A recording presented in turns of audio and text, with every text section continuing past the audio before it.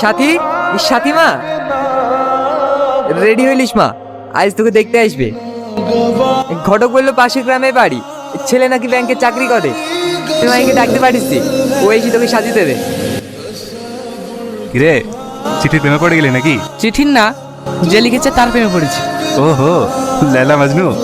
কে লিখেছে চেনা নেই জানা নেই, আন্দাজে প্রেমে পড়ে গেল। নাও এটা একবার পড়ো। কেন? এখানে সুন্দরভাবে বোঝানো আছে যে ভালোবাসার রূপ দেখে না, মন দেখে হয়। নাও না নাও পড়ো। ওসব মনের সৌন্দর্য না শুধু কাগজের পাতাতেই মানায়, বাস্তব জীবনে না। যাই বলো মায়া, আমি কিন্তু এই অচেনা সাথীর প্রেমে পড়ে গেছি। তুমি তো আশেপাশে দেখতে পাও না কোথাকার কোন মেয়ে চিঠি পাঠিয়েছে, তার নাকি প্রেমে পড়েছি। তোর যখন মেয়েটাকে এতই ভালো লাগে তাহলে দেখা করছিস না কেন? কিভাবে করবো? চিঠি আর রেডিও তো আমাদের একমাত্র যোগাযোগের মাধ্যম। এই মাধ্যমটাই কাজে লাগা না। কিন্তু কিভাবে? আমরা তো প্রতি বছর সেরা চিঠি লেখককে পুরস্কৃত করি, তাই না? এই বছরের সেরা লেখককে সাথী, থ্যাংক ইউ ভাই।